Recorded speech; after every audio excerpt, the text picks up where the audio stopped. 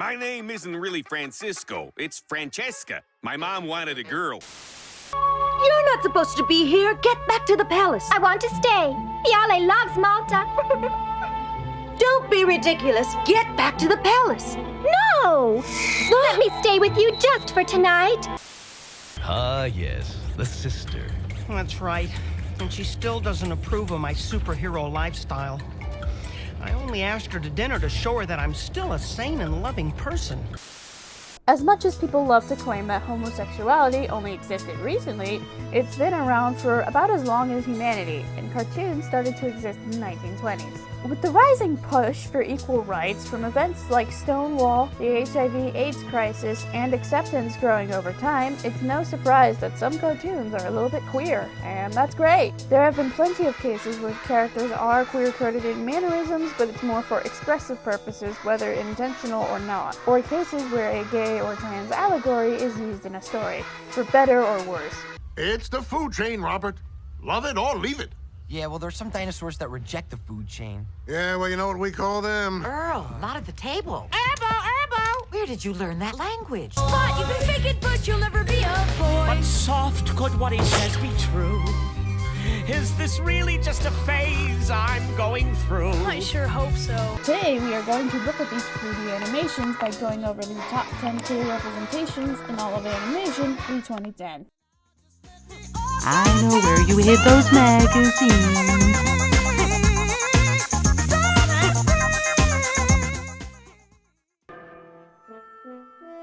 These must be launch pads. Darkwing Duck was a cartoon that aired from 1991 to 1992 on Toon Disney about the adventures of the vigilante, Darkwing Duck, and his airheaded sidekick, Launchpad McQuack, as they fight evil while also raising Goslin, Darkwing's daughter. The main duo are treated as father figures to Goslin. However, this couple coding is more of a writing quirk, as series director Tad Stone commented, "It's the story of a father, a daughter, and a launchpad."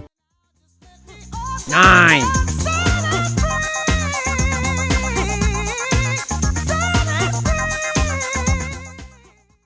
Oh yes, a few lace doilies and a septic tank and voila! All the comforts of... Space Goofs, also known as Home to Rent in the UK, was a cartoon from France airing from 1997 to 2006 about 5 aliens crash landing on Earth and hiding in an unsold house so they don't get captured by humans. There's Ethno, the smart one, Bud, an avid TV watcher and kind of dumb one, Stereo, the know-it-all by reading random factoids in books, Gorgeous, the hungry and assertive one, and then there's Candy. Candy, in the theme song, is described as the sweetest one, cleans and cooks and acts like mom. Whenever the aliens have to disguise themselves as humans, Candy is, more often than not, in a female form and also portrayed as having an attraction to men. Oh, there is nothing awesome about big, gruff, sweaty, hairy men in leathers riding motorcycles. Candy even outright demands a sex change in the video game adaptation by Ubisoft called Stupid Invaders. Wow, we're going home! And I can finally make an appointment with Professor Helmut. Oh yeah, Professor Helmut. I can't believe that there are still pinheads like you who will go see that two-bit astrologer, good-for-nothing, quack hillbilly medicine man. Professor Helmut is the greatest sex change specialist in the universe. When the producer Marc Du Pontevice was interviewed about the show, he expressed this about Candy. Ces personnages ont une personnalité dans le dessin tout de suite, très forte, très assumée. Et puis c'est pop, je veux dire les couleurs, il y a quelque chose de très, à l'époque, qui sent le rock, qui sent le punk, qui sent quelque chose d'un peu transgressif. On a même un personnage non-binaire, ce qui est quand même inimaginable au début des années 90, de faire un dessin animé pour les enfants avec un personnage non-binaire. On n'appelait pas ça comme ça à l'époque. Je sais que ça va être très très compliqué d'imposer ça, donc ça va prendre évidemment du temps, mais voilà, on part là-dessus. Et...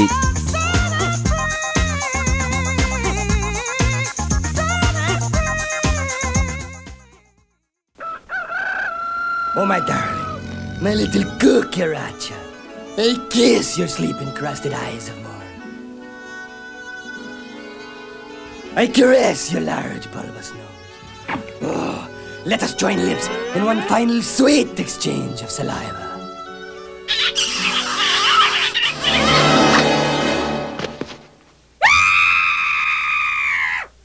Ren and Stimpy, the kings of pushing boundaries. It was the perfect show for a mom group to get mad at in the 90s. And mad they got. The show was violent. I told you I'd shoot, but you didn't believe me. Why didn't you believe me? Happy, happy, joy, joy, happy, happy, joy, joy. Disturbing. And you wanna know what else? I'm gonna hit you, and you're gonna fall. And I'm gonna look down, and I'm gonna laugh. Covered adult subjects. What's the big sleep, Ren?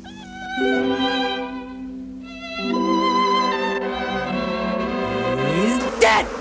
Dead, you idiot! You know what dead is? Dead like we'll be if we don't get out of here! And a lot gross. It pushed the sanities of the animation staff working on it, and most controversially, they were gay. That's the one people were complaining about? The show that was created by a literal psychopath, and that's what the mothers were complaining about. Huh. Throughout all the adventures and misadventures, how much bickering or fighting, the duo always stick together through and through, even sleeping in the same bed. They're a lot more than friends. When the creator was asked in an interview in 1997 if they were gay, he said, "Totally. In Ren's case, it's not completely by choice. He'd rather have a beautiful human woman if he could get away with it. Since he can't, Stimpy's easy. Stimpy is madly in love with Ren." 7!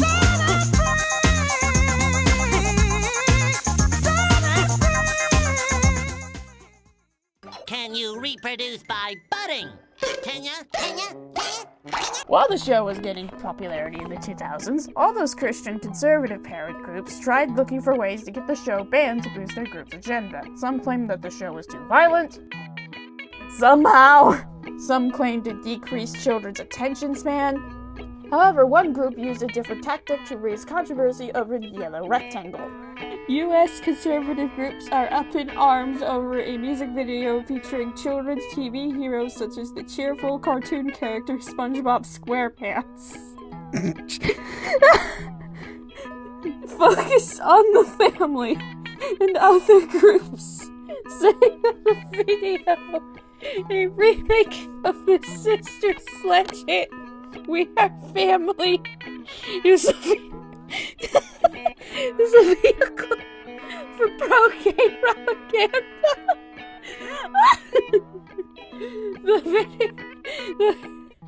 The video's makers plan to mail it to U.S. schools in the spring to produce tolerance and diversity.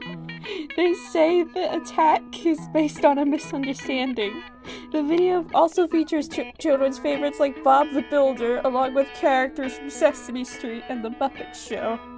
But James Dobson, founder of right-wing Christian group Focus on the Family, singled out SpongeBob at a black tie dinner in Washington in the run-up to President Bush's inauguration. The New York Times said, "We see the video as an insidious means by which the organization is manipulating and potentially brainwashing kids."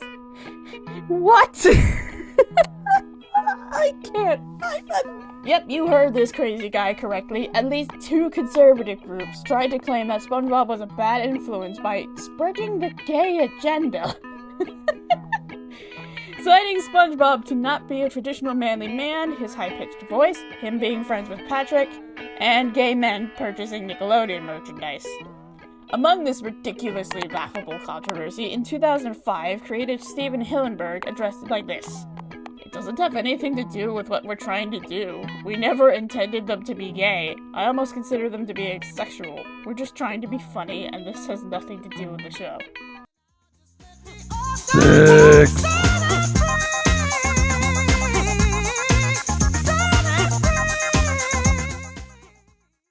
I scared myself. I know! Grab me by the ears! You are aware there are children watching. Just do it! Sam and Max originated as a comic strip in 1987 about 2 cops, a dog named Sam and a funoid named Max, solving wacky crimes and cracking a lot of gay jokes. The duo then got a cartoon and loads of video games. They're even the cake toppers of Steve Purcell's wedding cake. 5.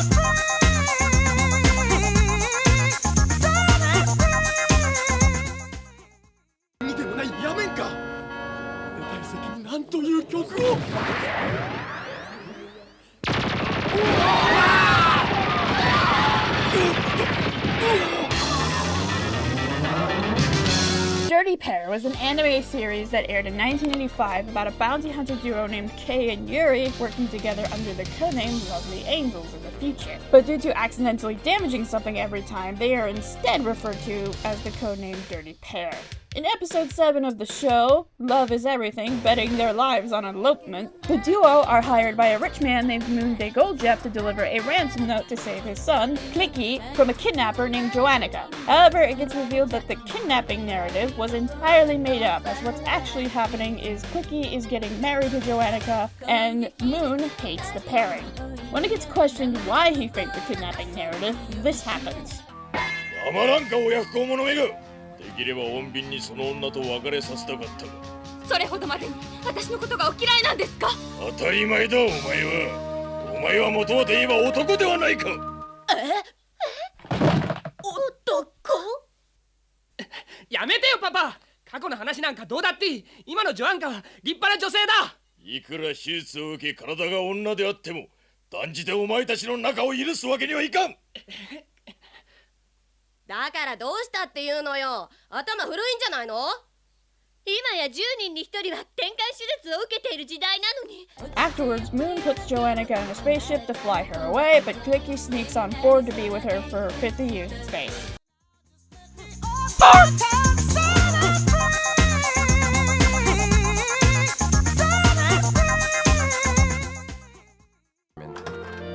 Well, look who's here. My two dads, Saget and Coulier. Oh, please tell me he's Saget. Pinky and the Brain is the story of two lab mice named Pinky and Brain, originally being a segment on the Animaniacs before getting a spin-off show in 1995. Brain is a maniacal genius, while Pinky, as the theme song puts it, perhaps you can use Pinky as your dummy. Oh no, not me. I was blacklisted during the Charlie McCarthy hearings. Is insane. Together, they tried to take over the world, with Brain coming up with plans and Pinky is the helper. Throughout the entirety of their Animaniacs segments and spin-off show, they are together as a unit. One cannot be without the other, as demonstrated multiple times. Whenever Brain's plans involve him disguised as a human, Pinky often plays the role of housewife. Heck, even when not in a plan. Brain saves Pinky while sacrificing taking over the world in the process, multiple times. Pinky writes his letter to Santa Claus about Brain wanting to take over the world. They see each other in their dreams of heaven and what they think is their final moments. They both raised a child that was meant to be a clone, but due to a rogue nail from Pinky, it becomes their son, which Pinky affectionately names Romy. Pinky even says that she doesn't mind getting hit by Brain. And he bops you on the head? Now you see that I don't mind. Once he did this... While the original writers didn't exactly have much to comment about this, the reboot writers absolutely did. They took the gay subtext and just turned it into gay text. Repeat it back to me. Okay. I kiss you over here, then you hug me, and then... 3.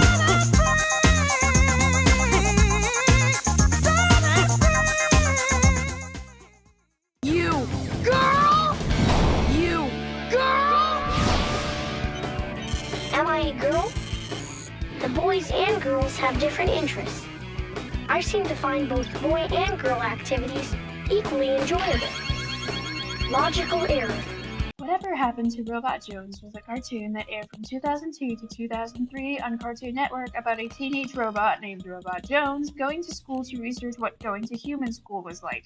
In the 7th episode, Gender, Robot Jones is confronted with a question about what gender they are due to various reasons, like trying to figure out what bathroom to use, to Jones liking activities that are done by both stereotypical boys and girls, rocking with both styles of clothing, before eventually the boys and girls fight over them. By the end of the episode, Robot is revealed to be electrical and sees boys and girls as the same. What does it mean to be a boy or a girl? There are many ways for boys and girls to act which are okay. But which way is best for me? I've found that I am highly compatible with both girls and boys, but am glad that I am not a girl or a boy, but a superior robot. Final analysis, girls and boys are basically the same, bickering, inefficient, leaky humans.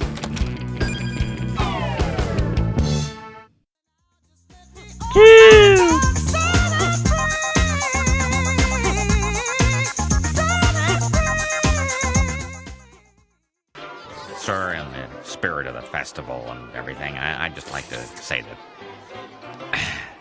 I love you. In those colors. Oh, who am I kidding? The boathouse was the time. Wally Smithers is probably the most famous queer cartoon character, and for good reason. Do I need to explain this entry? Smithers has had a crush on Mr. Burns for pretty much since the show was a thing. He's been depicted as going to a gay resort, going to gay clubs, and even appearing in an in-show pride parade. He was finally given a boyfriend in 2019. 1.